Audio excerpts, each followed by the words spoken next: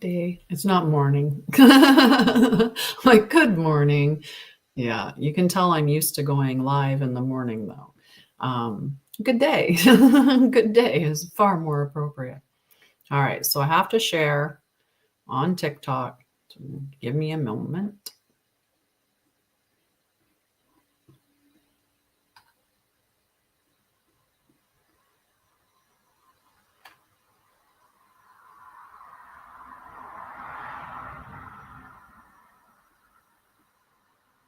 Just have to make sure I'm sharing it because sharing is caring. Let me know about if you have any reception issues. Good morning. Not morning. I said that already and I corrected myself once already. I'm like, it's not morning. It is not morning at all. But for some reason, hello, my love. How are you? Hello, hello. Love to you all. Today we're talking about clarity, which is cool. I'm like, it's not morning. Just because I feel like tired, like, nap time. It makes me think of morning. I don't know. That's my excuse anyway. All right. We're on Amanda. Not there. There we go. All right. We're on the right one now. I'm just sharing. Sharing is caring, right? And I got to lead by example. So there we go. I think it's just consistently like we're all tired, right? With the frequencies and, the warfare that we're under and everything else that we're experiencing, right? And that's why I'm doing the mini class on Saturday. And the mini class on Saturday is all about hidden frequencies. Is all about hidden frequencies and why you're so tired and what to do about it. So I'm looking forward to teaching that to everyone this Saturday. So if you're looking for a fun little class, definitely join me on Saturday. If you're experiencing fatigue or you're just tired and you don't know why, it might not be something that you're eating. It might not be anything that you're doing. It could just be the frequencies that we're being exposed to that are affecting you. So there's a whole PDF that you get. And you know me, I make really good documents and have a lot of great information in there. But yeah. Yeah, we might both know. we might both know what's got you tired.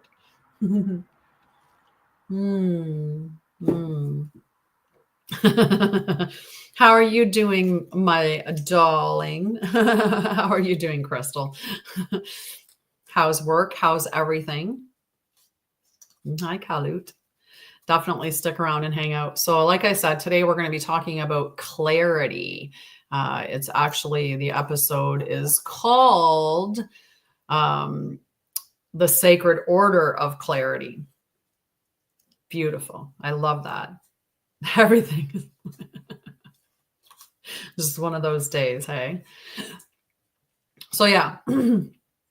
We'll do the cosmic context, which I like to start all of my episodes with a cosmic context. Ooh, I didn't even realize I apparently did not charge up my iPad. Anyway, I'll worry about that when it gives me grief. Other than that, we'll just go with it. Who knows? Maybe it'll last the entire live and I won't need to charge it before we're done, but I feel like we might. So yeah, let's talk about the cosmic context. So true sidereal alignment. Today, the moon is in the waxing crescent and it is sitting in true Virgo. So the energies now call for sacred structure. They call for precise embodiment. With the Virgo moon growing in light, we are guided to create containers that hold the truth. This is a time to refine, to reorder, and to root into practical sacredness, right? Virgo gets a lot of bad rap within the zodiac sign, in the zodiac signs, especially when you're looking at true sidereal right? When you start to look at, or sorry, when you're looking at tropical, not true sidereal. When you're looking at true sidereal, or when you start looking at the actual true meaning of each of the signs, they're way more empowering than what we've been traditionally taught. Good morning. Not good morning. Good afternoon. Good afternoon, Snea. How are you doing? I don't know. I keep saying good morning. I can't help it. For some reason. Yes. I just can't. I don't know. It's like, what time is it? Okay, so we've got the moon in Virgo. We've got the sun in true Cancer. It's getting there. Bit tired still, but in some general pain, but way better than I had been like last week, which is good. It's morning somewhere. Exactly. Wherever that is, maybe that's where my where my soul is hanging out today. Because it's not hanging out in the afternoon, that's for sure. So the sun is in true Cancer, and what that is affecting is that the emotional body is active. And I know a lot of people recently have been very emotional, right? Very emotional. I've been one of them. But with the Cancer sun, we have Virgo that's there, that's helping us to shape the emotional insights with soul aligned decisions. So Virgo's kind of helping to, get us a little bit more in alignment, as opposed to staying in that emotional energy that Cancer brings. Cancer offers the feeling, Virgo gives it form. We've also got Mercury and Venus in Leo. So we are invited to speak and love from the heart, but Virgo ensures that we do so in integrity. Okay. This is truth in devotion and expression in alignment. The sacred order of clarity is not about control or rigidity. It is the divine architecture of your life, built through discernment, soul listening, and devoted refinement. So that's the power that we're under with the moon and the sun and the placement of the planets today. Yeah, I'm definitely yawning. Well, I think that part of it is that because of my surgery, I was finding that, you wake up in the morning and then around lunchtime, but definitely by 1 o'clock, I'm ready for a nap. And today I didn't have that nap. So I have that morning kind of feeling. So I think that's why I keep thinking morning, because I feel sleepy. Pikachu. Oh my goodness, we just caught Pikachu. Pikachu caught us. I don't know. You got to catch them all. I don't think they stuck around. They're like, I'm out of here. That girl is weird. So yeah. So what is everybody doing to get into alignment? What are you doing in your soul mission? Right? Like, how are you showing up? How are you showing up in alignment? And how are you bringing the energy and creating or building what is necessary for the new earth? Right? Like, it's all about layers, and we start with the layer of, maybe the first layer of our awakening is actually identifying that we've got trauma that we need to work through. And, we need to move from being in a victim mindset to being in a state of sovereignty, where we realize that we are affecting our lives through the thoughts, beliefs, emotions, and the actions that we take based on those beliefs, thoughts, and emotions. But once you have the sovereignty and you realize that you're not the victim, that you're the one that is actually creating your life through those choices, what are you doing to create the new earth through the choices that you're making? What are you doing to embody the energy and the sovereignty that you're meant to embody for that new earth, right? How are you embodying the frequency? Those are good questions. Not many people here. So which is a sad thing because have been doing work on this. I've been working on this.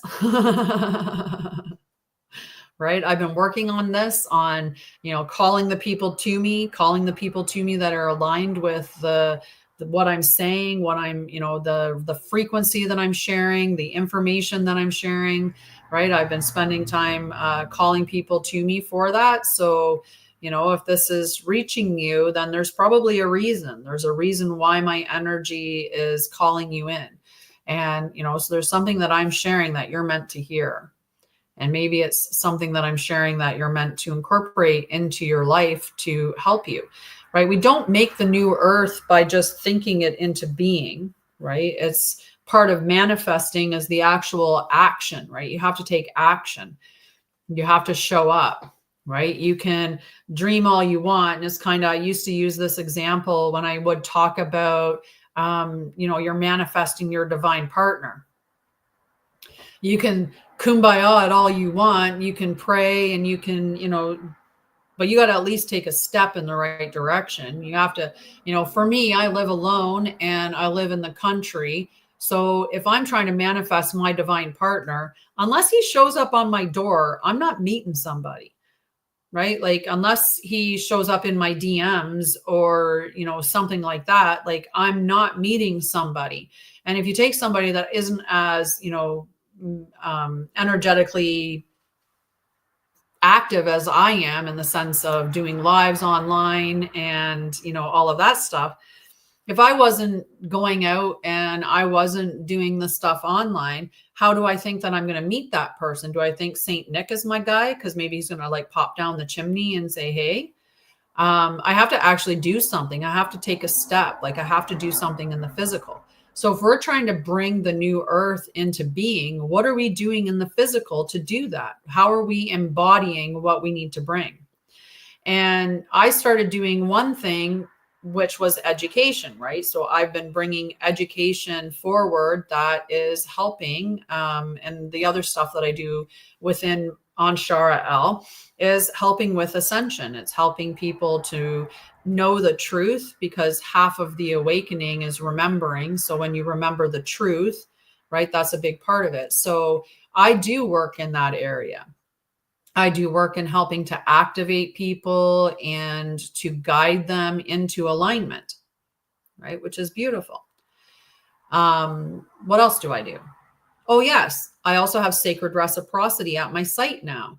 So for those of you that are really aligned with me and want to work with me, but maybe are not in a financial position to pay for certain services, maybe I'll do a deal with you and, you pay half. And then for the other half, maybe you do some stuff that's, in alignment with that, right? We talk about it all the time about creating communities, right? We should be living in communities. So are we moving to communities now? Are we creating communities now? Are you... Hi, Jenny. How are you? Yeah, I used to do readings a long time. Like I used to do card readings all the time. They definitely get better with therapy. I hope that you experienced that.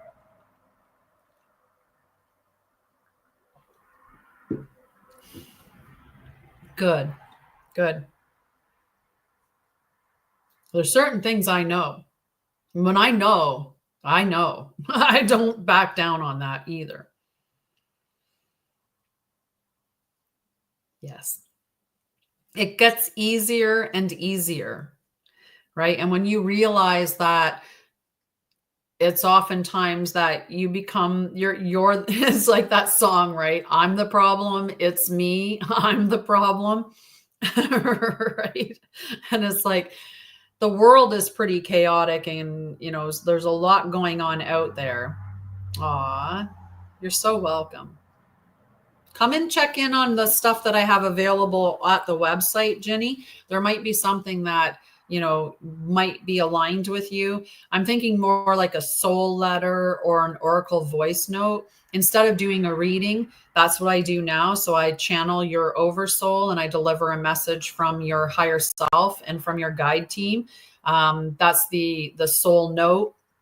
But I also have the oracle voice note, and that one's just a longer one. So you can ask questions, and I actually record the voice note. So you'll have like a recording of me and whatever I've channeled.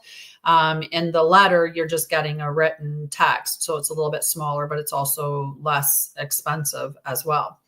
So there's those types of things available on my website. But definitely check them out. I know when I was, like when I was going along in my journey and in my path years ago, if I had have come across somebody that could channel my higher self and deliver me a letter from them, I would have jumped all over that. So I created all the things in my company that I wish other people had have created for me in my path of awakening. And I've created those now for other people. So if you're serious about ascending, then I'm the person that you need to be hanging out with. I do not operate in a false light. I do not, it's the truth, the whole truth, nothing but the truth, and wake up.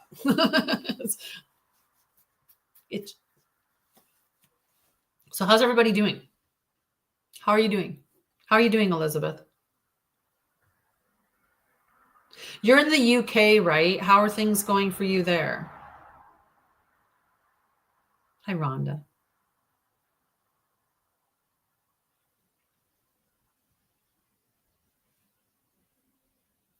It's okay. I see your pictures and stuff on Facebook, and you've had some really nice experiences that I've seen, right? Which is lovely. Okay, so just to reiterate, on Saturday at 6:30 p.m. Eastern, I'm going to be teaching a class on hidden frequencies and why you're feeling so tired, and what to do to change it. Have a beautiful day, sweetie. And hello, Salasia. How are you, my love? Just note, Hazel, Salasia, that that class that I'm talking about, that mini class, is free to you as a Christic Mastery, a Christic Mastery Circle, Christic Circle.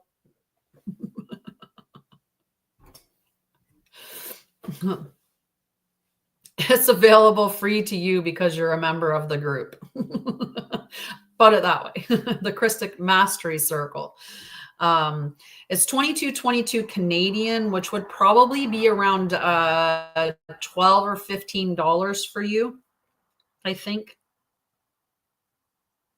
Yeah, I've been saying good morning all afternoon. I don't know what's going on with my brain. It's just good morning, good morning, good morning. And I'm like, wait a second. I'm trying to remember if you're 5 hours ahead or more.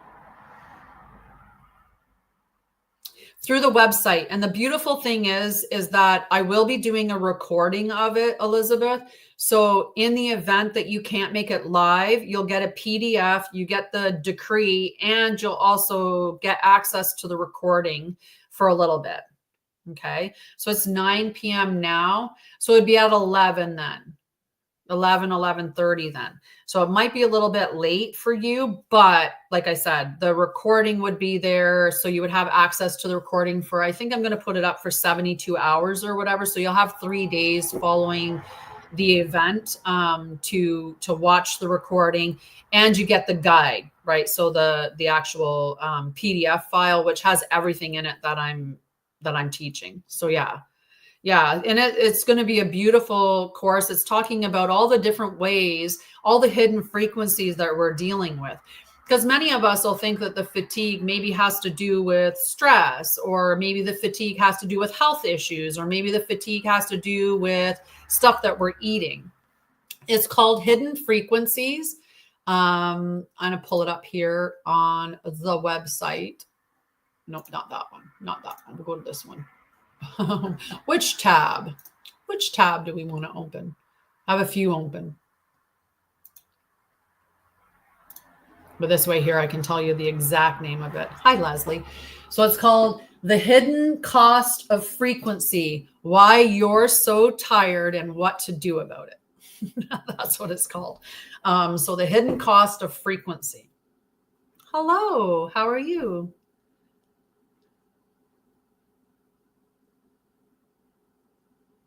Yes, yes. There's lots of, I'm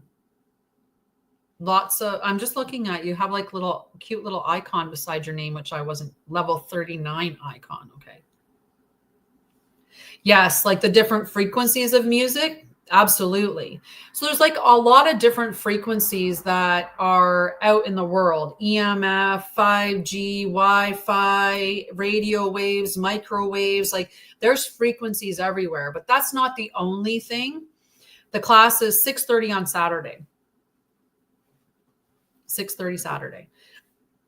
So the hidden cost of frequency and what to do about it, or why you're so tired. The hidden cost of frequency, why you're so tired, and what to do about it. So it has a whole bunch of, I give you daily practices that you can do to restore your energy, and also weekly practices that you can do to restore your energy.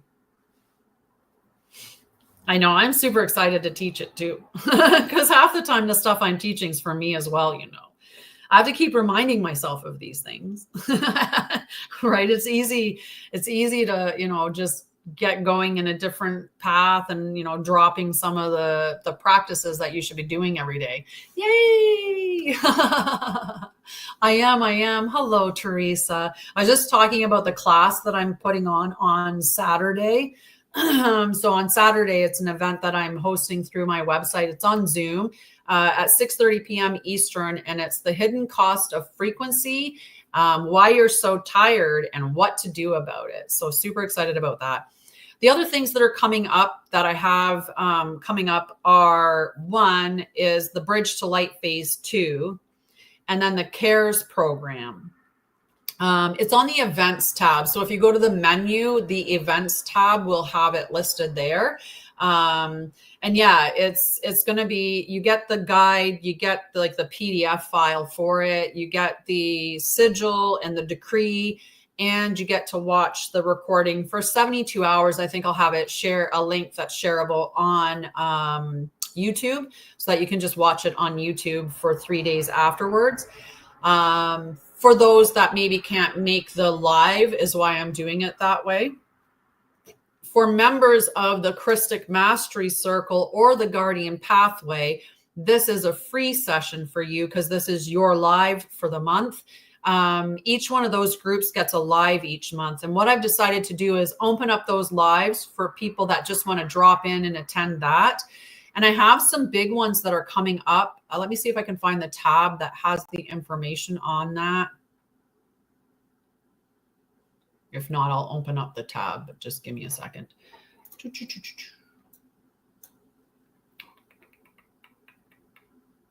So this month in August, I'm going to do three ceremonies, or 3 sessions, live sessions. So all of these are able to be attended for people that are not members of the groups, but for those that are members of the Guardian Pathway or the Christic Mastery Circle, these are your lives for this month. So the August planetary things that we're doing. So this month you'll get 3 for those group members. There'll be, we're doing the Guardian one today, like on the 2nd. Then we have, because I didn't do them last month because of the surgery, I had these events booked later in the month, but because I ended up getting sick, and then, yeah, definitely. I can send you the link. I can definitely send you the link as well. So the one that we're doing is a Guardian-led Akashic Reconciliation Rite. Okay, so that's one that we're doing on the 10th at 3 p.m. Eastern. So that's an earlier one. Hi, Will. Thank you. The next one that we're doing is the Christic Solar Flame Rite.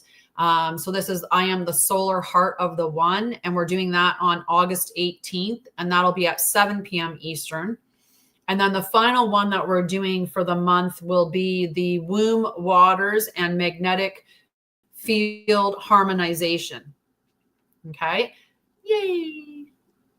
I'm so happy you're going to be joining me in that, Elizabeth. So the womb waters and magnetic field harmonization, that one will be on August 26th. So those are the four, the 2nd, the 10th, the 18th, and the 26th. So we're going to double it up this month for the Guardian Pathway and the Christic Mastery Circle because we missed out on those events last month because of my surgery. I ended up having to have an emergency surgery to remove my gallbladder. I was woke up in the middle of the night with so much pain, and I just thought initially that it was maybe just some indigestion, but it was not. It was not. So I ended up going to the hospital the next day after being in just excruciating pain that would not stop. And I spent hours in the waiting room and like hours. It was terrible. And then by the time I did get through, I had to wait overnight so that I could get a CT to confirm that that's exactly what it was.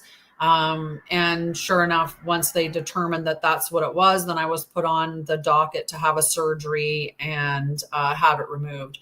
So I'm just recovering from that. And, I'm almost like this Sunday will be 2 weeks post-op. So I'm feeling better for the most part. I do have some like tenderness in my stomach and definitely fatigue, but I'm getting better, getting more energetic. I'm feeling more like myself, which is good, which is really, really good. Okay. So I'm going to put a link in here. Actually, this will help. Because I forgot I'm on here and I can do that. Yeah, that's why last week I was missing a little bit of my episodes. Like I just didn't have the energy to show up live. I would get up in the morning and by noon, like I was tired all day, but by the time noon hit and on Wednesday last week, I was so tired. I was like I wanted to cry. I just felt exhausted. And that's because I kind of, in my mind, I was like, it was a minor surgery. In my mind, I live like my work is fairly sedentary, but I don't realize how much energy goes into the work that I do, right? Yep. No, you can live without a gallbladder. Your gallbladder really is a sac that holds bile. Your liver produces the bile. But the gallbladder it stores the bile. So you don't really need it in that way. So yeah, so I'm fine without the gallbladder. And according to my doctor, I probably haven't had a gallbladder working for quite some time. It's just, it was probably not functioning anyway. So I shouldn't notice any big difference with it gone. Yeah, definitely laughing. Definitely laughing. So today I thought we would talk about the sacred order of clarity, because that's a big thing, right? Is being clear. Because if we're not clear in what we're asking for or what we're creating or what we're, building in the world, then the signal that we're sending out is muddied. Right? If we're not clear in our alignment with who we are, then our signal that's being sent out there is muddy. It's like if you went to the restaurant and the waiter came to the table and said, "What would you like to order?" And you were like, "I would like spaghetti and meatballs, wait, salmon, I don't know, maybe a steak." I think that, and you kept talking about all, right? It would get really confusing for people. Yay, Teresa. I'm so excited you guys are coming and hanging out with us on Saturday. Very awesome. Okay, so let's talk about clarity. The gall of those, right? Like oftentimes people will get gallstones and stuff and they'll get warning of that. I didn't really get a lot of warning.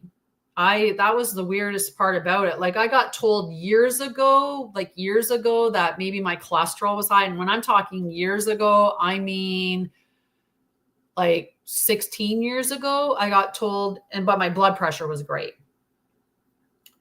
No, kidney stones can be way more painful, to be fair. And not that gallstones aren't terribly, can't be terribly painful. They are. I know from the experience that I had, I could not get comfortable. When my mom finally got here, because I don't have a car. If I had a car, I probably would have attempted to drive myself, which wouldn't have been a good thing. But when my mom got here, I was in so much pain and agony that I would have rather not be alive than have to deal with that pain. Like I couldn't get comfortable. I just wanted it to end so much. And kidneys are the same and are quite the same, that when you're experiencing that pain, that it's overwhelming. And so, yeah, it was intense pain for sure.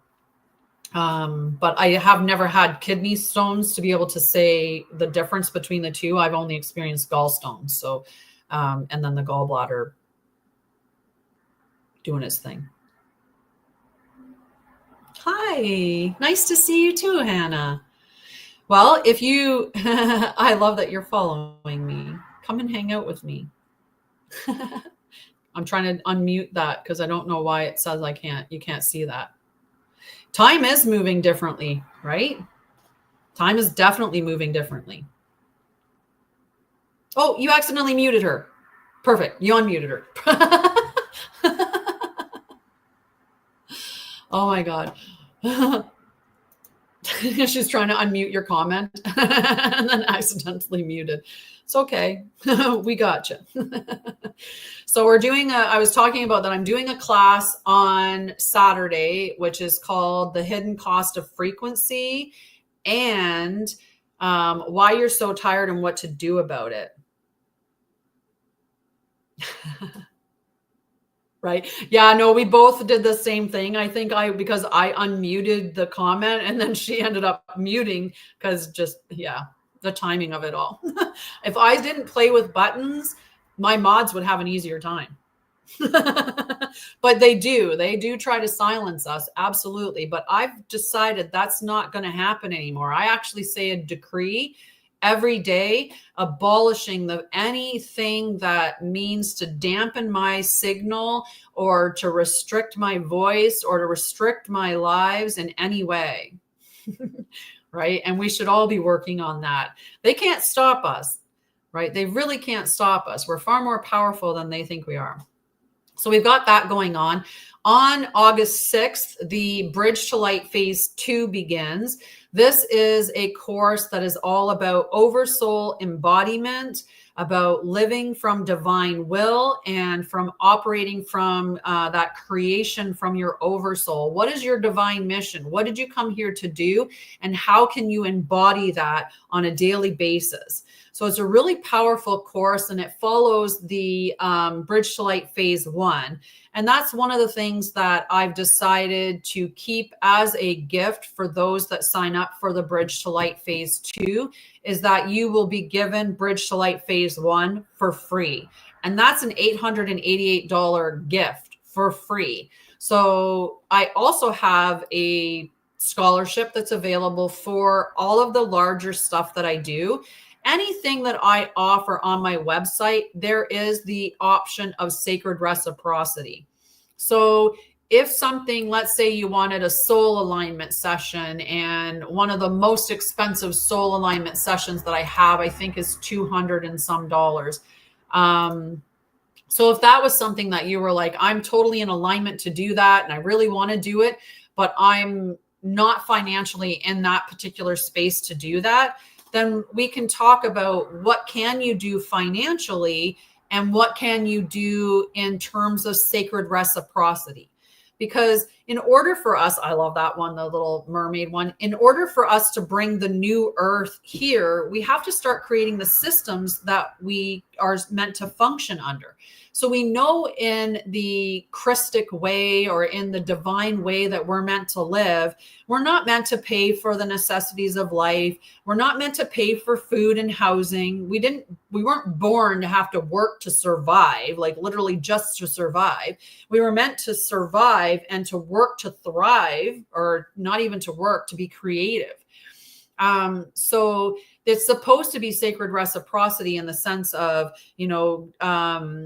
bartering, bartering would be a way that we would talk about it. We're meant to live in communities, and there's many people out there that are starting communities. We're meant to be educated in the truth. So all of these things are stuff that we have to create, right? That's how we create, how we get to the new earth, is by creating the things that are the new earth. So I'm creating education through Anshara'El. I'm creating sacred reciprocity or bartering system through Anshara'El. Other people are creating communities. And I'm doing other things to move the needle in that way. So the Bridge to Light phase 1 is all about embodiment and helping you to move into that state of being that individual that's living from their divine soul alignment and creating from that space. On August 9th, that's the day that we are doing the first session of it, but that's probably not the day that we're going to start it, or necessarily the time. But on the 9th of August at 6:30 p.m. Eastern, we're starting the Christic Elemental Harmonic Restoration System. And I know that sounds like a mouthful, but it's because it's actually called what it is. So the Christic Elemental Harmonic Restoration System is a healing system that I channeled that has us healing the way that we're supposed to. And I just kind of, I'm going to go to the page that I have for it so I can just talk about it a little bit more clearly. Because sometimes it just helps. I have too many things in my brain, guys. So I'm just going to make this a little bit bigger. So it's a full spectrum healing modality for DNA.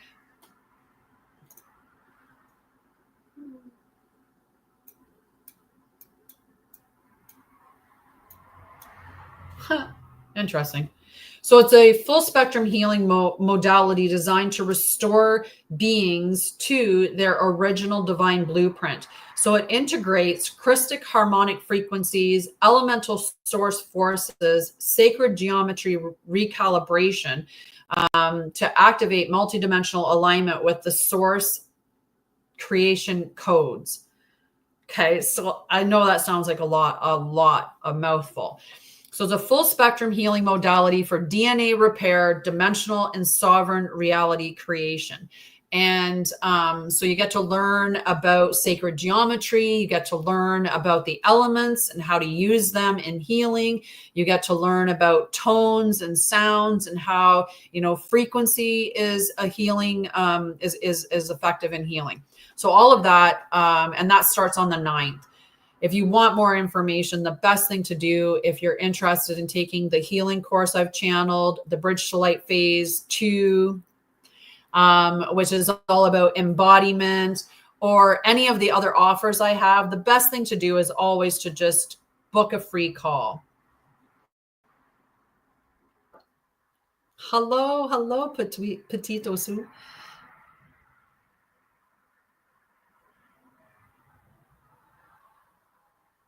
Oh, I don't have to be careful. I'm in alignment. I call in my oversoul every day, and I walk forward in embodiment. I don't play games. Oh, I've been starting at 3 in the afternoons lately, like 3:30, trying a different time zone, like a different time. I used to go live at 9 a.m. But like I said, I decided to switch it to 3:30, and I've been doing that for a little while, and we'll see how that goes. It all depends. Unfortunately, when you make changes like that, it takes a little bit for the field to catch up. Perfect. So you probably can see me now more. How's Jer Bear doing? I was talking about that beautiful course that I'm doing on the weekend about the hidden cost of frequency, why you're so tired and what to do about it.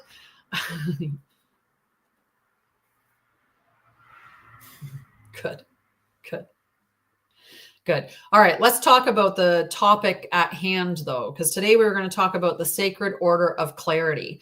So clarity is a frequency of devotion, right? Clarity is not something we think our way into. It's something that we return to. It arises from our alignment with source, not from mental analysis.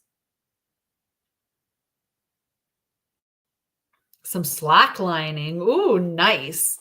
Fun. Fun, fun, fun. So clarity flows when we are deeply connected to the sacred within. It is the natural result of devotion, the fruit of inner alignment, not the product of force, right? This frequency becomes available when we choose alignment, right? When we choose alignment, when we choose stillness, breath, and remembrance. It cannot be rushed, right? It must be received. In the Christic path, clarity is not a tool of control. It is a mirror of coherence. So as you harmonize with the divine truth of your oversoul, clarity dawns, right? The more that you become aligned, the more clear you become, the more clear your life becomes. It dissolves illusions and it cuts through the confusion. It's not reactive, but rooted in divine law. You must be willing to pause, to stop acting from pressure and to realign with that inner precision. Beautiful. Yes. Yes.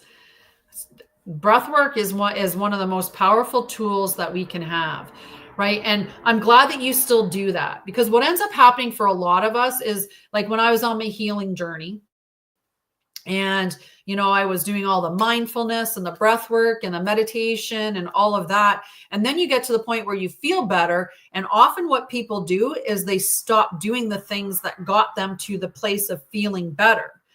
And then starts the slow decay back towards maybe the old habits or the old patterns. And then they wonder why they start to feel different, or why things, they start to revisit those patterns that they were visiting before. And it's because those things are meant to be integrated on a daily basis. They're not meant to be things that we do just to get to a certain point or just to heal for a moment. Right? They're meant to be parts of what we do as divine beings on a daily basis. We should be toning. We should be doing breath work. We should be meditating. We should be connecting to our oversoul. We should be communing with nature, connecting with Mother Gaia. We should be doing all of those things on a regular basis, not just as a tool to get some result, right? It should be more than that. So devotion is the inner posture that allows clarity to crystallize. When you offer yourself when you offer yourself fully to divine will, clarity becomes your constant companion. True clarity isn't loud. It is the quiet that arises when all else settles. It is the radiant knowing that blooms when we choose to listen deeper than thought, right? Your thoughts are usually egoic, right? Your heart, that drive through your soul, which is seated in the heart space, that drive is much different than the thought drive, right? That mental drive that happens. We want to be driven through our heart. I'm definitely going to have to charge this while we're on it. So give me a second to see if I can sit this up in such a way as not to block everybody. Let's see if we can fit it here somehow. That works there. All right. How much do I need to tilt my screen to look at? We're perfect. We are perfect. Perfect. All right. Back to what we're learning. All right. So true clarity isn't loud. It is the quiet that rises when all else settles. It is deeper than thought. Clarity is not a mental decision. It is a soul alignment. It emerges when we return to stillness and become attuned to the pulse of divine truth within us. Clarity lives in devotion. The more you return to the altar of your soul, the more clearly you see. The sacred order of clarity is a living frequency, a rhythm of trust, truth, and right timing. So stop looking for the answer and start becoming the field where the answer reveals itself. It's very powerful. All right. So refinement creates revelation. We often resist structure, thinking it limits us, but sacred structure reveals what is real.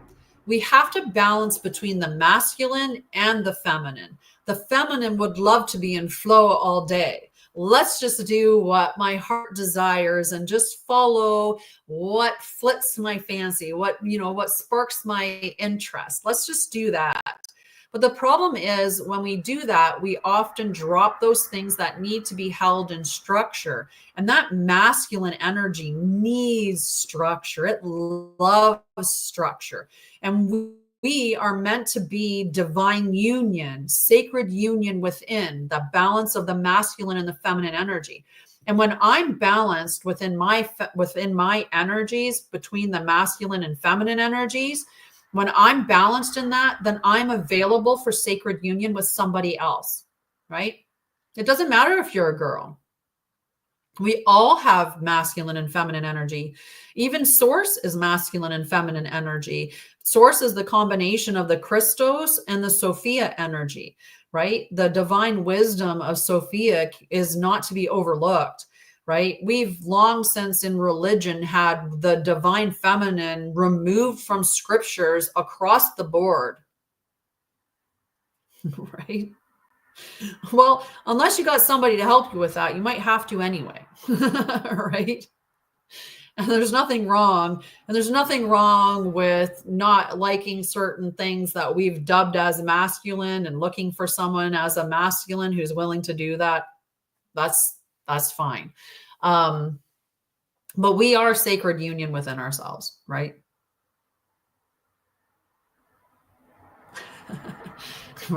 So we often resist structure, thinking that it limits us, but sacred structure reveals what's real. Virgo teaches that order invites grace. When we make space, the divine enters. Cleaning your home, refining your calendar, purifying your space is not mundane, it is ceremonial. So when we look at Virgo energy, Virgo in the positive way is about refinement. And unfortunately, tropical astrology would look at Virgo as being nitpicky, perfectionist, and it gets a pretty hard rap of being very critical. But it's not. Perfectionism is not what we think it is, where we think that perfectionism means no flaws, no mistakes, no errors, right? But perfectionism is actually mastery. And Virgo's good about mastery because Virgo will show up over and over and over again. Virgo is a very consistent energy. And they're very much about, like I said, refinement. So when you clean your house, you're clearing stagnant energy and you're clearing out all that energy that's tied to the past or tied to things that no longer serve you. It's like when you end a relationship, you should go through the things that you have and remove those things from your house that are not in resonance with you. When I exit out of my last relationship, like I go through and I delete all the pictures, I get rid of all the stuff, I either donate it, give it back, or burn it.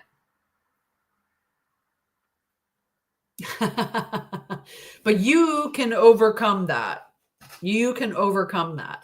Sometimes OCD, or being obsessive, is a form of control. Right? It's a form of control. And it's because of safety reasons, right? If we can control things and we know that we're safe or we're predictable and things like that, right? But if you're holding on to things from your past, to go back to the energy stuff, you're keeping yourself subtly tied to that person that you were when you were doing those things. So let's say ADHD enters the window. And ADHD says, I really like this, and I like this, and I like this, and I like this, and I like this. And you go through all these habits and hobbies and you adopt all these things. If you're no longer aligned with those things, give them away, get rid of them, share them so that someone else can enjoy the energy of it, or you're tying yourself to that space. I used to say after you ended a relationship, you should get rid of the bed right away, because all the energy from lying in that bed with your partner all that time is just not good energy to keep tied to, right? Oh, yeah. Many people don't like the life that we're meant to build. You are allowed to build a life. We build a life all the time, whether you realize it or not. Your thoughts, your beliefs, and emotions are the fuel that you then take action on, whether it's small action, whether it's no action, but still taking action on that, right? They push you in that direction. So when I was a victim, because I lived in victim mindset, because I was victimized through all of the traumas that I experienced. So when I was a young adult, I was in a victim mindset. Woe is me. And these things keep happening to me. Why do I keep having partners who cheat on me? Why does this, and in that state of being a yeah, yes, get rid of that energy, right? All that energy that's tied in there, it does. It makes a significant difference. I'm subletting right now, so I'm sleeping in someone's bed who I've never slept with, which is odd. Um, but I do a cleansing. I do another types, like, do smudging and clearing with the energy that way. But it's so powerful to remove those things from your life that you're no longer aligned with. Right. And we should be doing that. So that's a part of the structure or the refinement of Virgo that we should honor. Right. Discernment clears the fog. Right. When you refine your field, you see with the eyes of God. Refinement is a sacred act of devotion. It tells the universe, I'm ready to hold what is true. I'm no longer going to hold on to these things that aren't aligned with me.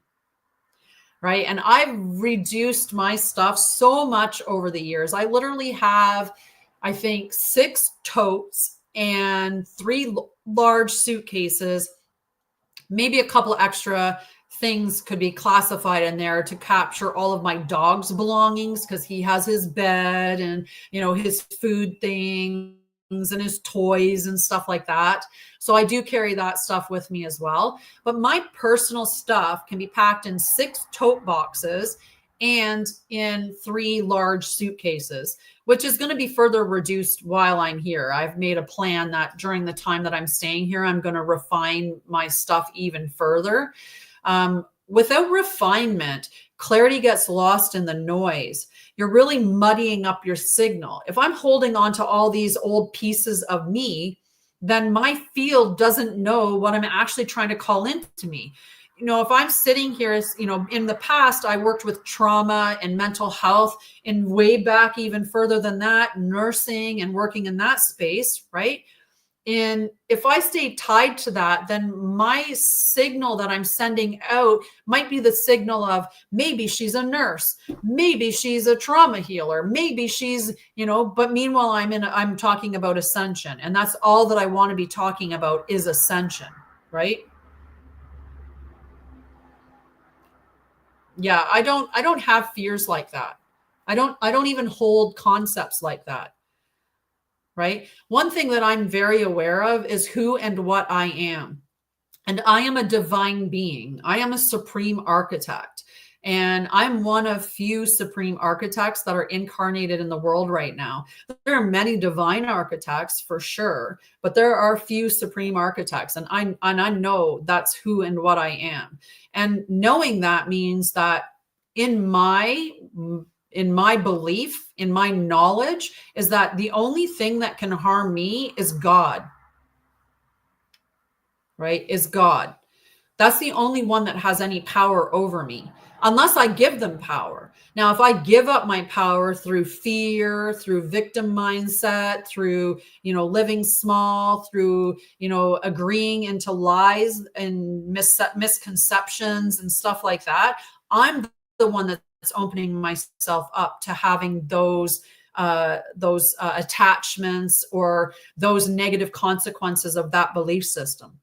Right? If I give somebody power and I say, this person has the event, hi, John, I love you. We should get on a call sometime. I don't know if you stuck around long enough to hear that, because it could have been a straight on through, but I would love to have a chat with you sometime. It's been a while. um, so yeah, so who are you giving your power away to? Who are you deciding actually has the ability to hurt you, or to lock you up, or to tie up your energy, or to disconnect you from your soul path, or to disconnect you from the abundance that's meant for you? Right? This is what we're meant to do, is be looking at, what is my belief system? What are the things that I'm holding on to? What are the things that I'm agreeing to in some subtle way through my belief system, or through my thoughts, or through my feelings? What am I agreeing to? And where am I giving up my power? Where am I loosing it out into the world? Right?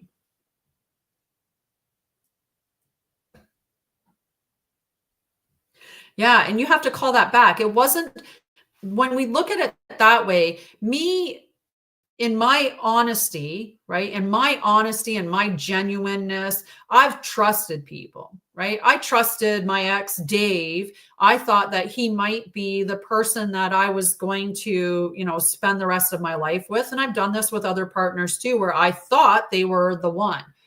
That doesn't make me a bad person because I put my trust in somebody who ended up showing their true colors and were not aligned with me. My power comes from identifying that and moving beyond it, by not allowing myself to stay stuck in that space, right? Usually it's a contract that we made, right? We made an agreement with this individual that at some point we were going to get into a relationship, and they were going to help us to see something, or to know something, or to grow in some way. There's no blame. There's no blame. Right? Everybody is exactly where they're meant to be. And when you talk about that, people can sometimes get annoyed that, oh, I'm exactly where I'm supposed to be. So, because you're participating in it. You're participating in it until you choose not to participate in it. So when you see it for what it is, and you decide, wait a second. So you're saying that me and this person made an agreement that we were going to come together in this lifetime, and he was going to do these things, and I was going to do these things. And in the process, I was going to decide, I'm worth more than that. I don't deserve that type of treatment. I don't align with somebody that would cheat on me. Why would I align with somebody that would not love me fully? Why would I align with somebody and get into a relationship with that? You know why? Because I didn't love myself fully. So I found a mirror to mirror that back to me, that I don't love myself fully, that I believe that men are going to find somebody prettier, nicer, better, hotter, whatever, and that they're going to ultimately leave me. Why? Because I have abandonment issues, because I have anxious attachment disorder, because I had all of these things from the traumas I experienced. So those things were going to be mirrored back to me so that I could heal them. Because if I'm not seeing it, I'm not going to be able to change it. So I have to see it. And so that seeing it is the mirror that other people bring to you. Everything in your world is a mirror. If you're seeing patterns in your life, it's because you haven't decided to change why that pattern's showing up. We all have something to learn. There's never a relationship where it isn't a two-way street, right? In my relationship with Dave, there were things that Dave needed to learn too. I mean, he's narcissistic. He needed to learn that. And I told him very clearly at the end that that's exactly what he was. He needed that experience, right? Dave thought he believed he had some narcissism, but felt his brother was way more narcissistic, and thought that he'd done healing and that he was ready for a relationship. And he was not. He was not. And he learned that. He learned that that was the case. He learned that he met me, and I wasn't going to bow down or, become victim. I wasn't going to change who I was to accommodate his, narcissism. I wasn't going to tolerate name calling. It was a test for me to know that I had grown and evolved and got stronger, and that I was not going to go back to victimhood, that I was beyond that type of space. right? That I had grown beyond that. And that's what that was. It was a mirror for me, a check-in, an opportunity for me to see that I had in fact grown, and an opportunity for him. So we always, both parties learns something. And if they don't learn something, they're going to be repeating it, right? If for some reason they don't learn something, they're repeating it, right? If we're signing up with things and people, let's say we keep getting involved with healers who are not actually healing us, but are doing something else, there's a reason why. Is it because we don't believe that we deserve true healing? Is it because we, what is it? What is it that we're doing? Where are we giving our power away to somebody else, and why? Right? So there's something that you're meant to learn there, and you'll keep repeating it until you learn it. And then we'll see the spiral again, because ascension is a spiral, right? We spiral through our ascension. So we'll come around and we'll revisit it, but from a higher perspective. And we have the opportunity to ascend or to descend, right? If I come back to that experience and we'll use Dave as an example, in that relationship with, when he started calling me names and, becoming violent, if I had have cowed down, oh, I'm sorry, and stuff like that, that would have been me going back down the spiral, right? That's me going back down that spiral, because I obviously didn't learn what I needed to learn, so that when I met that situation, that I kept going upward and said, we don't do that here. I don't tolerate name calling. And I'm done. Like, it was not even a question. When he started getting violent and name calling, I was out. And there was nothing that he could say or do to change my mindset in that way. Right? And that's the ascending upwards rather than going back down. The Jehovah Witnesses say it's in the Bible that those people will upset the earth. What people are going to upset the earth? Remember, religion is a method of control. Religion isn't the whole truth, although it does hold truths, and each religion has truths. There were things that Muhammad channeled that were accurate, but there's a lot of stuff that was distorted. There's a lot of stuff within Christianity, Catholicism, in all religions that are truths, but there's also distortions, because religion was created in order to control the people.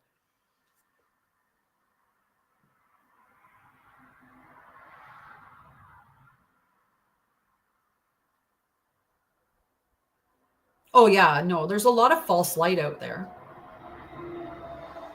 Yep. They took the feminine out. They took the divine feminine out. They completely distorted Mary Magdalene, making her basically a whore, which is not what Mary Magdalene was. Her and Yeshua were divine counterparts. She was a high priestess, right? And Yeshua was not a Christian. Yeshua was a mystic shaman who came to teach ascension. He came to teach the way. And one of these days, I'm going to do the 44 teachings, the 44 teachings of Yeshua. And we'll do it one a day, or we'll do, I don't know, one a week seems too much. But maybe we'll do 2 a week or 3 a week. I don't know. I'll figure it out what the timing is of it. I'm looking at it now, but I have the 44 sacred teachings of Yeshua, and I'm going to be doing them myself. And when I've done them myself, like went through it and processed through it, then I can determine how often, right? Yeah, the thing is that we've been coddled a lot and lied to. We've been lied to in so many ways. And I'm not here to play games. I'm not here to pretend. I am not here to repeat this again. I am here to be the truth, to act as the truth, to talk the truth, like just the truth. And we will get a lot of half truths. So I like to use the example of, like when you go through trauma like I did, and you're in that space of victim. and then you heal. And once you go through the healing in the beginning, you come out and you're like, I'm going to heal everybody. You become the wounded healer, right? I'm going to heal everybody. And you think that because you healed yourself that you can and that you will. You can't heal. You don't heal other people. They heal themselves. You can be a guide, right? You can be a guide and help people, but people heal themselves. It's an inside job, right? I can tell people all the things to do, but if they aren't doing them, they're not healing, right? I can tell you to tone. I can tell you to connect with the elements. I can tell you to do breath work. I can tell you to meditate. But if you don't actually do those things, it's just education, right? And the problem is that we've got a false ascension loop that many people are operating under. Dolores Cannon channeled. She's a beautiful channel. She came from a very genuine space. But unfortunately, the information that she was channeling was the information about the hijacked ascension loop. So all those people that talked to her, they were telling her the truth. That at the end, they went through the tunnel of light and they met a council, or they met an individual, or they met a team, or they met their loved ones. And then they talked and they did this life review. And then through the life review, it was determined I still have these karmic things that I need to go back and repeat. That's the false ascension loop. We're not meant to keep continually looping. Ascension is a spiral. And yes, you can go down the spiral if you come back to an experience that you've had and you don't ascend through that. You can definitely descend through it, but it's a spiral. We weren't meant to continue to loop and loop and loop and loop. We weren't meant to be locked into this realm. But a lot of times people will say, we came down here to have a human experience. Yes, but not the one that we're having. The one that we're having is inverted. It has been hijacked. We have had archonic, Orion, reptilian, the fallen Anunnaki, fallen angels. Like, we've got all these fallen and distorted things that have created the world that we're in. So this is not the way that we're meant to live. Right? We know we're not meant to come down here and work and work and work so that we can have a few hours of time to do what we want to do per day, so that we can pay bills, and so that we can eat toxins and breathe toxins and drink toxic water and, have our control, have our sovereignty taken from us. That's not what we agreed to. A long time ago, things got distorted. And a long time ago, some people who were the rulers of the earth made agreements with people for texts to allow false lights to hijack our dream states and hijack the astral realm, and to supplant dreams and supplant past lives, and to do all of these. Because if you own the myths, you control the population. Have a great night, Elizabeth. Love you. Right? That's the distortion that exists. We didn't come down here to live this distortion. We came down here to know the truth, to remember the truth, and to live the truth. So we break the distortion, right? So we didn't come down here to live the human experience that we're having right now. We didn't come down here to eat junk food, to watch porn, to smoke cigarettes, to do drugs, to drink alcohol, to fight with other people, to have wars. We didn't come here to do that. We came here to say that is distortion. This is how we're meant to live, and to create that life, to create those structures, to live it as well as I can as an individual, and to help create the structures so other people can. So like me creating education, or me creating a sacred reciprocity system where we can actually barter so that you can have access to the education if you're not in a position financially to be able to use that as an exchange, right? If you can't exchange through the monetary, then let's look at other ways that we can make an exchange on the stuff that I have to offer, right? So anyway, let's get back into discernment and stuff like that. So refinement is an act of devotion. It tells the universe, I'm ready to hold what is true. Without refinement, clarity gets lost in the noise. Like I said, if you're not clear and you go to a restaurant and they're like, would you like, what do you want on your burger? And you're like, I'll take tomatoes, no tomatoes. I mean, certain tomatoes. Well, not all tomatoes, but some tomatoes. And I'll take, all the dressing, all the stuff, but not the stuff. Like, I think I want all the things, but not the things, and some of the things, and maybe them. And I think you should put them on, but take them off. If I was speaking like that and the waiter went away, do I think that I'm going to get exactly what I want? Or am I not? Because I'm not even being clear about what I want. So I'm going to expect that if I'm being really confusing or really noisy, then I'm not going to get what I'm ordering, right?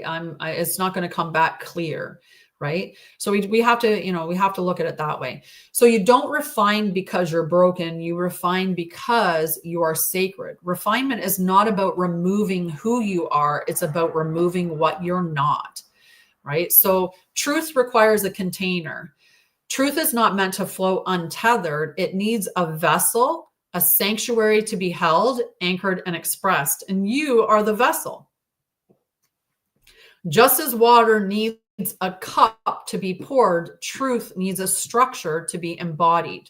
Your life becomes a chalice for divine expression when you consciously create from the space of, when you consciously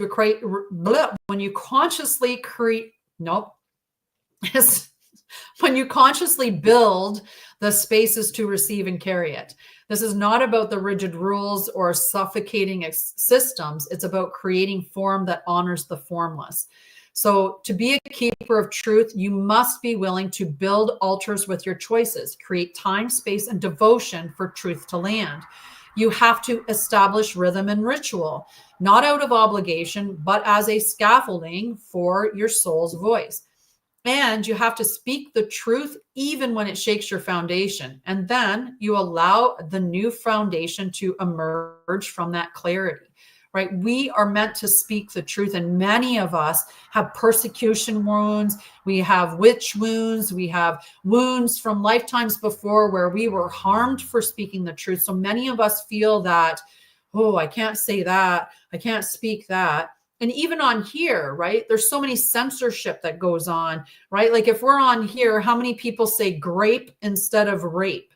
How many people say SA instead of sexual assault? How many say like we have started to self-censor? We can't do that. We need to be speaking those words. Words are frequency and they're powerful, just like certain language that they remove from things, right? So one of the things that they've been removing is the word womb, mother, things like that. They're replacing it with birthing person, right? We need to bring the truth back. Those words resonate and they have a vibration that we're meant to speak into existence, right?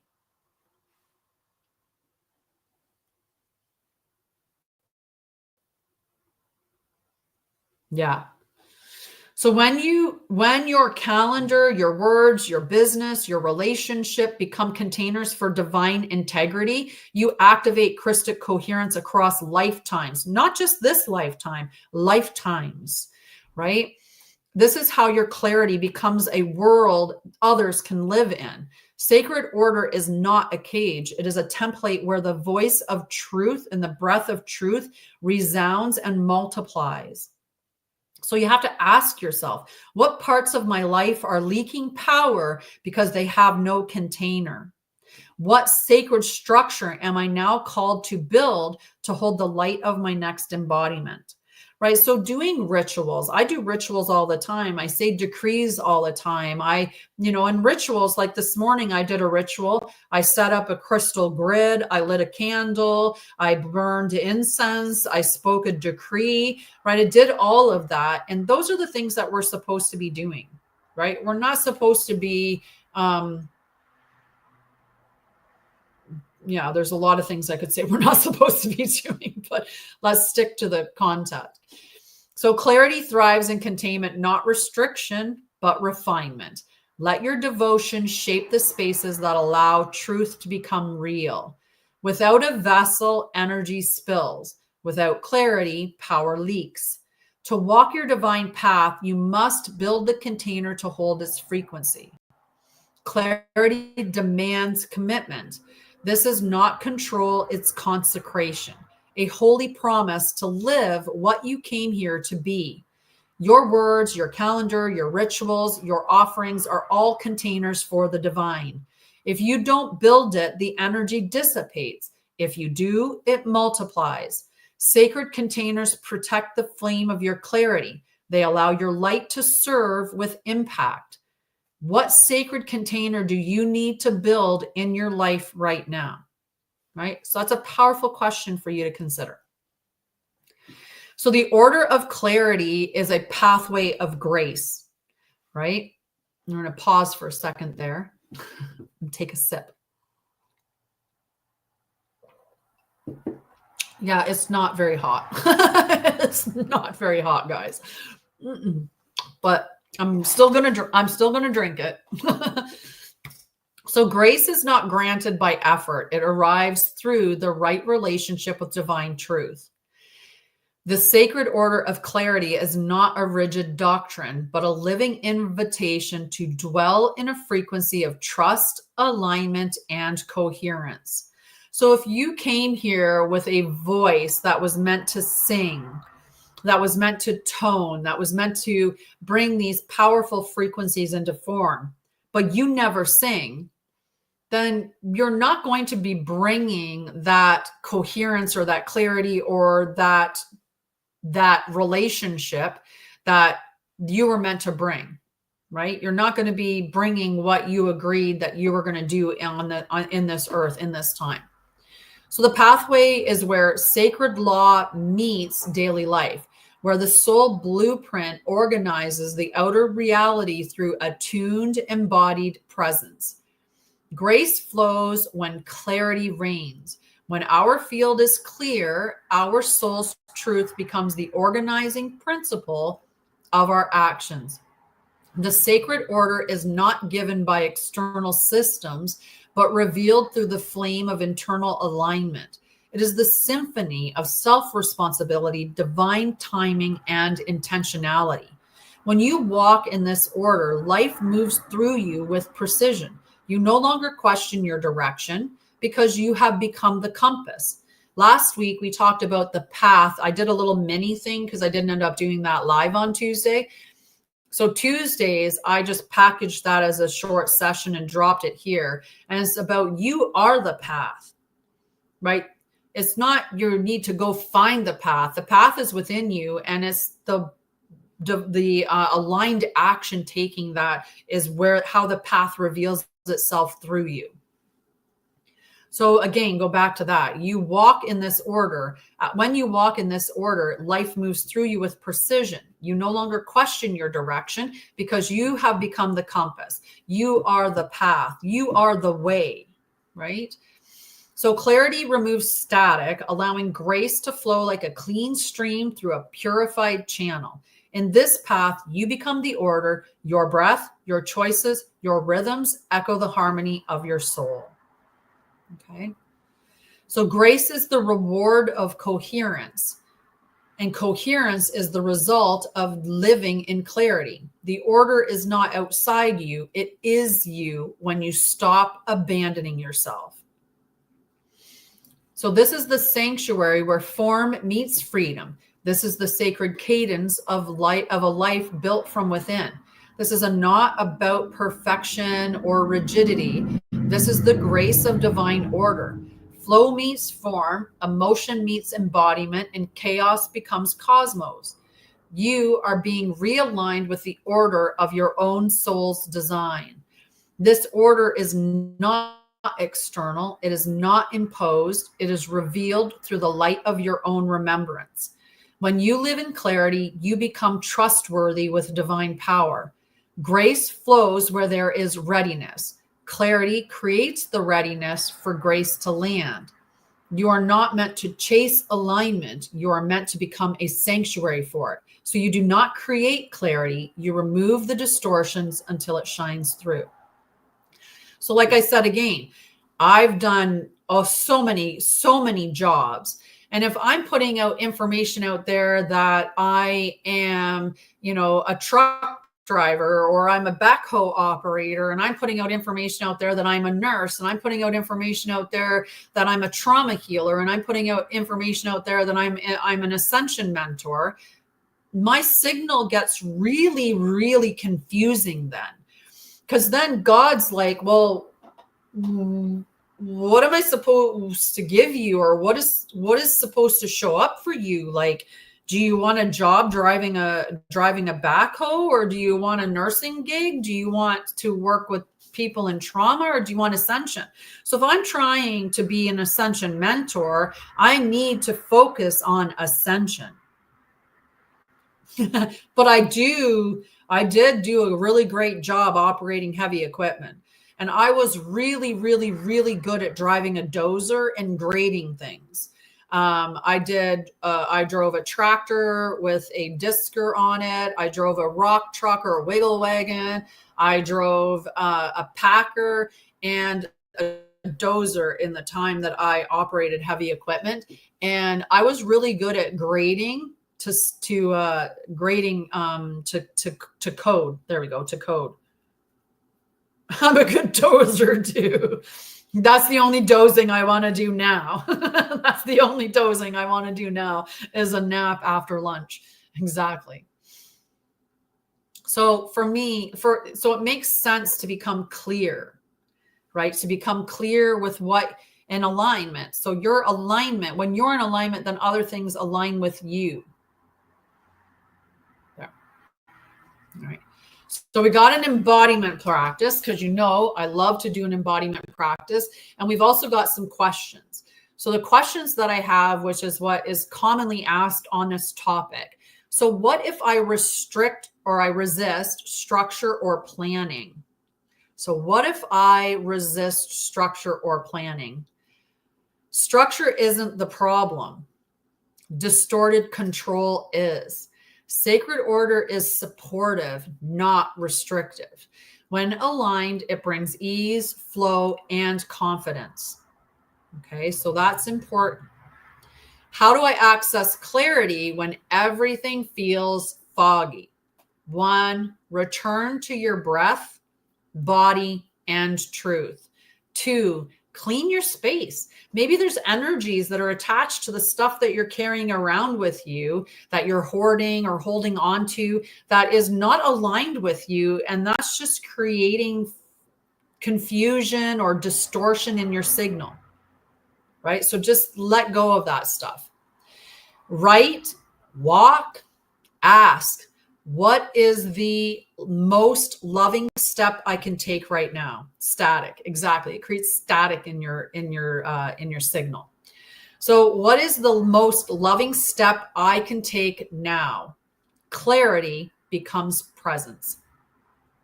So is sacred order always fixed? No.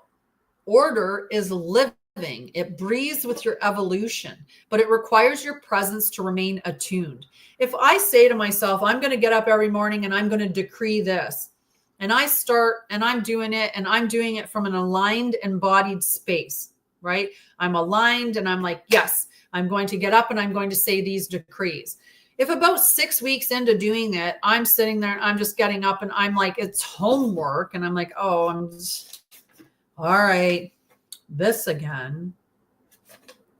That's not from alignment. That's from force. And we don't force ourselves. If we force ourselves, we're not in that aligned space. And that's not clarity, right? That's us trying to control things, or that's us trying to force things, right? It comes from alignment. So if you feel aligned in decreeing, say, doing a decree, I do a decree for the healing for any soul. I'm going to read it because it's a good one. This is one of the decrees that I say every day. But let's say I get up in the morning and I'm just kind of doing it to go through the motions, then I shouldn't be saying it, right? So by the eternal light of prime source, I call forth the infinite healing rays for every soul who has endured harm, abuse, exploitation, or betrayal. I summon the divine flames of restoration, wrapping each survivor in the arms of sovereign remembrance. I declare that no soul is forgotten, no truth is erased, and no wound is left unseen. Hi, Tim. May the stolen light be returned 1,000-fold. May the fractured hearts be mended in purity and grace. May every chain of oppression be shattered. I walk as a living prayer of liberation. I stand as a beacon of divine justice. So it is sealed in the infinite flame of Christ Sophia. So if that wasn't aligned with me to say, then I'm just wasting my breath. I'm out of alignment if I feel like I just have to say it. I'm forcing myself to do it. You have to be there in intention and alignment for it to resonate into the field the way that it should. Otherwise, I'm sending that out there all muddy. Right? So I have many decrees that I say on a daily basis like that. But I say it from alignment and from intention. So that's the whole point, is it breathes with your evolution. Maybe this aligns for 6 weeks, and then in 7 weeks, it's time to find another one, right? It's possibly the time to do another one. I speak into my water. I talk with my water, and every day I say this one for my water, because water is living. Water is consciousness. So this is the one that I say for my water. Beloved living water, daughter of the eternal womb, carrier of the cosmic memory, I call forth your original divine blueprint now. In the name of Prime Source, I speak life into your form. Through love, light, and eternal truth, I restore your crystalline song.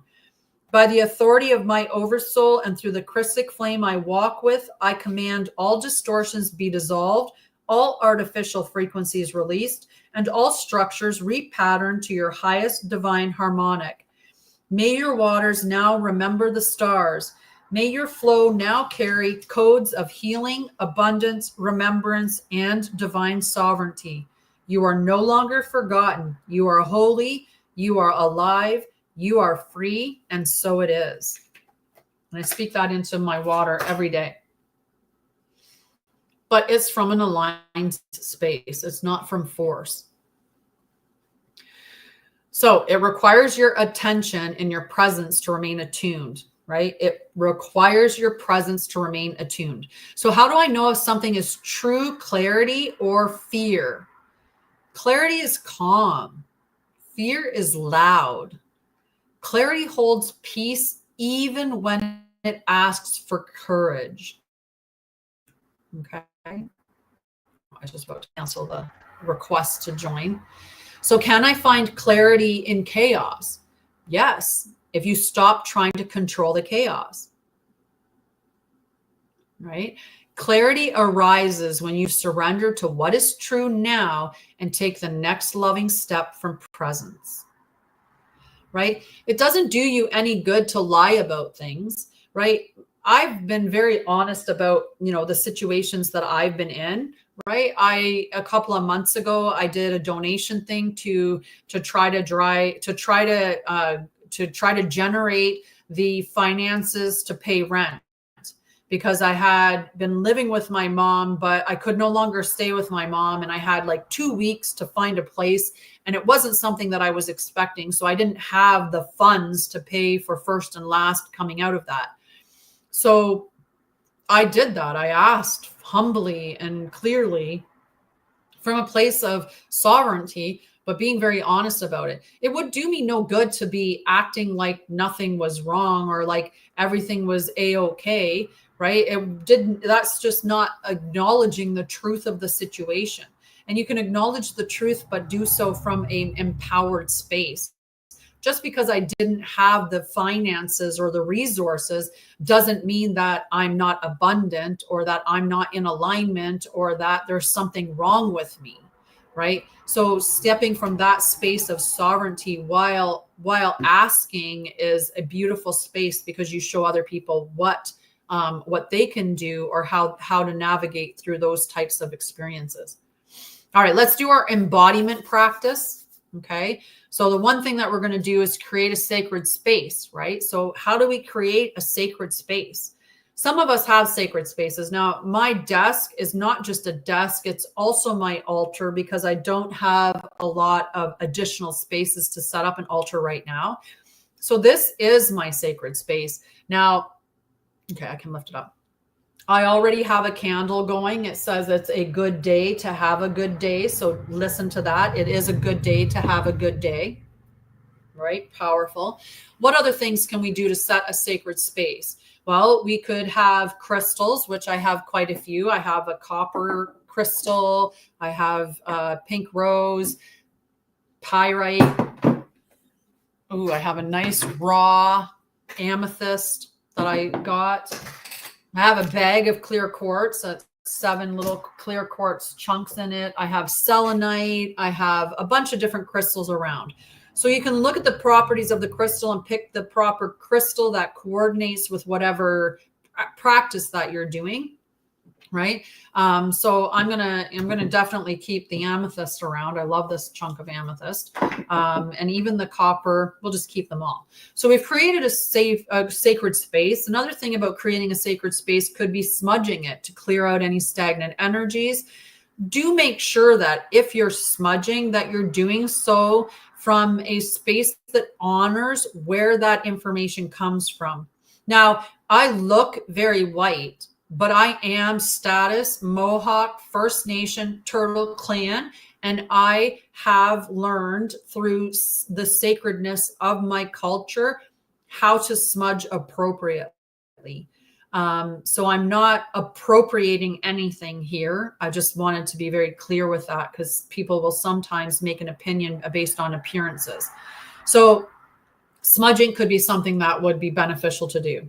So what we're going to do now, I've got my space set. We've got the crystals, we've got the candle, we've got, the things that we want to create this space as a sacred space.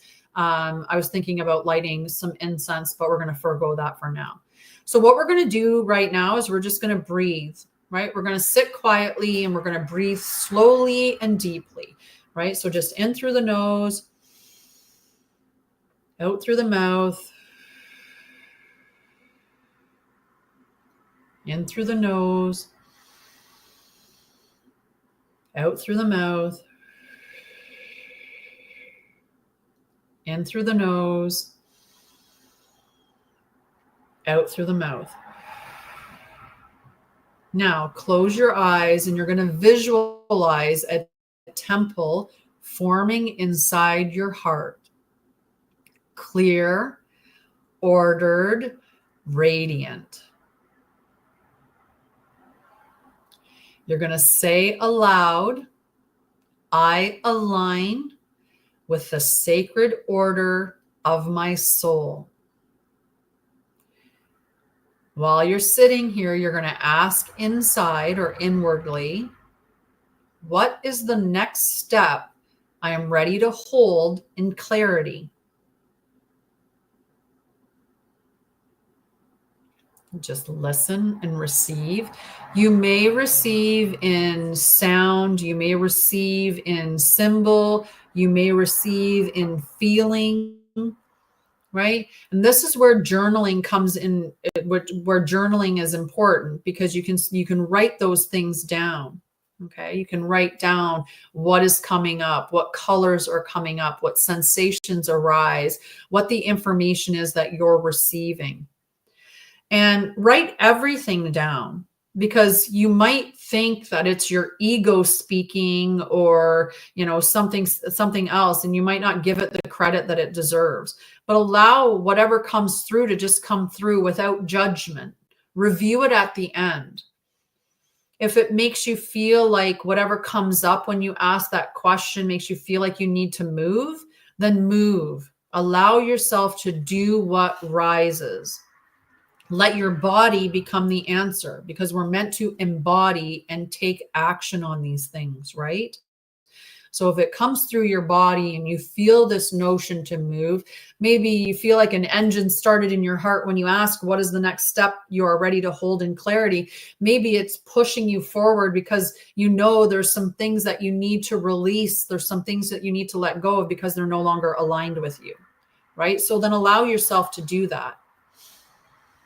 You can now walk through your house, your home, your space, right? And bless it with your presence. Make your outer world reflect the inner clarity that you have, right? So your inner clarity should be reflected in your field. Okay. So that's the embodied practice. You can come back and revisit this anytime by rewatching the live and coming to the end of the live and watching and looking at that. Or you could go to the Temple of Light, which is a free membership group, which has a journal there. Okay. Beautiful. Beautiful. I love that. So the companion journal is called the Sacred Order of Clarity, and it has the embodiment practice in it, but it also has an invocation. Okay. So the invocation is Divine Architect of Truth, guide me into the order of my own soul. Let every step be a consecrated act of clarity. Let my life become the temple that holds your light. So let it be. Okay. The journal prompts that are in the companion journal are: where in my life do I crave clarity? What sacred order is my soul inviting me to embody? What habits or patterns are ready to be refined? What does clarity feel like in my body? And what would change if I lived with true inner order? So those are the prompts. Your mantra is: clarity is my devotion. I walk in sacred order. And the seal that is with the companion journal is: by the Virgo moon and the breath of divine remembrance, I anchor the sacred order of my being. Clarity guides me. Truth walks with me. So it is and ever shall be. Which I think is beautiful. So I'm going to talk a little bit about Anshara'El, Pathway of Ascension. So at Anshara'El, we do not chase ascension, we embody it. Join us in monthly broadcasts and Christic teachings, divine law transmissions and elemental activations, membership circles, the Ascension Gateway, Guardian Pathway, and Christic Mastery, which are tiered groups. So Ascension Gateway is the first tier. When you're in the Guardian Pathway, you get the Guardian Pathway and the Ascension Gateway. And when you're in the Christic Mastery Circle, you get the Christic Mastery Circle, Guardian Pathway, and Ascension Gateway. There's also the Temple of Light, which is a free group where we get these companion journals and plus other things that are shared within that group. There's also the Oracle Chamber and Stillwater Sanctuary, which are other groups that I have. There's also practitioner certification that's available for the Christic Elemental Harmonic Restoration System. So step into the sacred structure of your mission and visit Anshara'El.com. The other thing, again, is just a reminder that this week, the event on Saturday at 6:30 p.m. Eastern is the, my brain lost it. The hidden cost of frequency, why you're so tired, and what to do to reclaim your energy. And what to do to reclaim your energy. So that's a low cost webinar that I'm holding. You'll get access to the recording for 3 days. You get a PDF, you get a sigil, a seal, and a decree. All that's available when you choose to take it. If you sign up for the Guardian Pathway or the Christic Mastery Circle, that is free for those members. But if you're not a member, it's $22.22 Canadian for non-members to take it, which is awesome. Hi, Kita, and hi, Noza. How are you, Nono?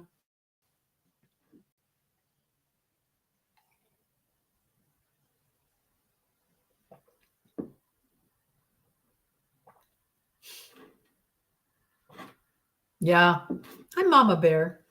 I have a Mama Bear. I was a Mama Bear. I'm not so much of I try to allow my children the freedom to make the decisions and stuff. I try to stay a little less attached into anything.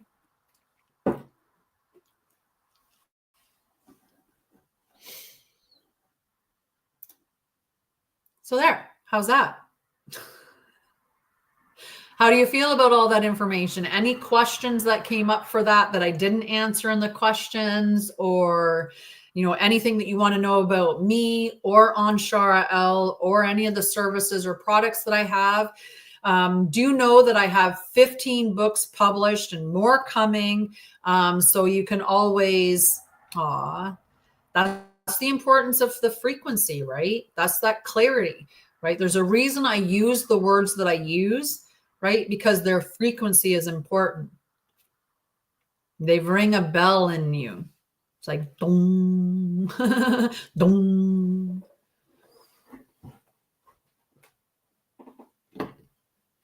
Mm-hmm.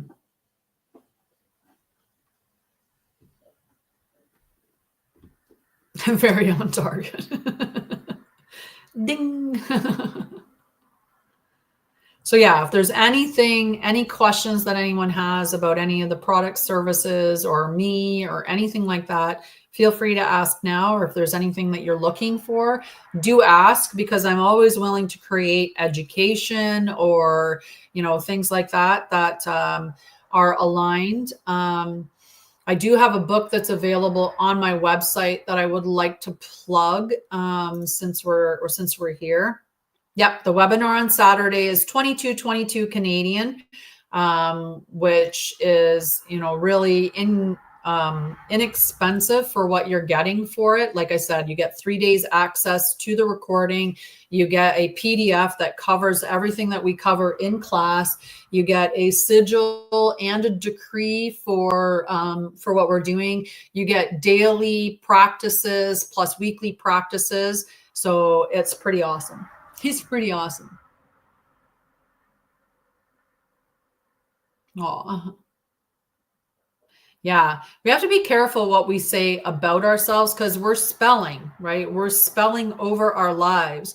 So when we say things, and that's why I really try to be cautious about what I talk about or how I talk about it. So I don't talk about my past from a victim stance, because I am not a victim and I am not speaking victimhood into my life anymore. Right. So that's and so it's really important. No, no, no, never sing happy birthday. Never. Happy birthday is actually it's a spell. It ages you. Every time that you sing happy birthday in a ritual, think about a ritual. What do we do for a ritual? I just did a ritual today. What did I do? Lit a candle, so fire, right? So I lit a candle, I created fire. And then what did we do? We spoke something, right? And other people spoke it together. So think about singing happy birthday, that repetitive song, and singing it together. And then what do?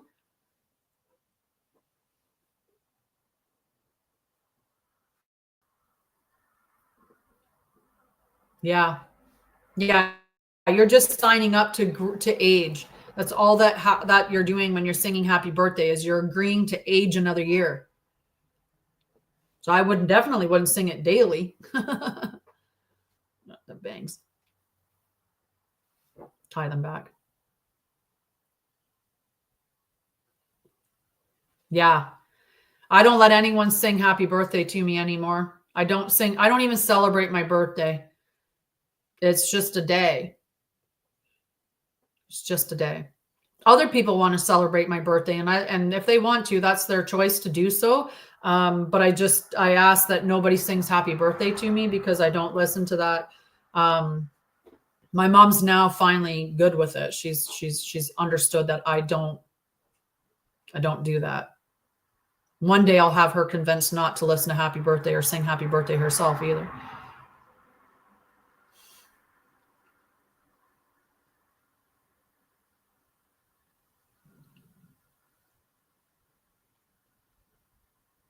It's not. It has nothing to do with that. It's not about having the cake. It's not about having the cake. It's about singing the song. It's about the ritual that's created by that. And no, I won't. See, in many people's minds, they look at, they think 90 and they think, oh, you're going to be a decrepit old lady, probably with dementia. But that's not my truth. I don't agree to that. I don't sign up for that. Yeah, but why? Why are you supposed to get to be able to eat your cake?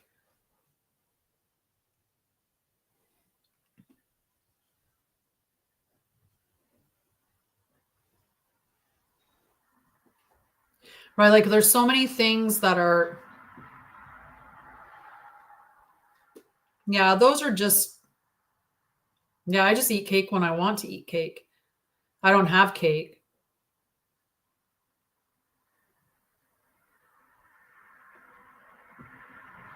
Everybody is, it's free will. It's your decision, right? I'm just saying I don't celebrate by singing happy birthday.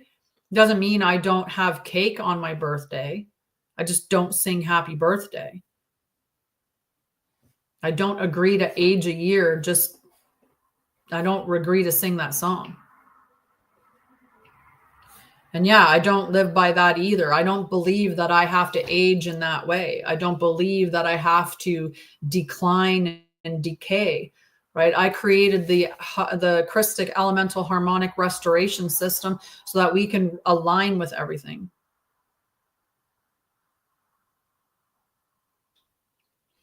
And that's perfect for you, Leslie, but that is not my reality. I won't, nope, I don't, and yeah, I won't sing happy birthday.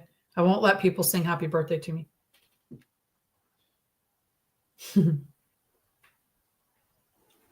Mm-hmm. Well, that's just silly. I would be very disappointed. I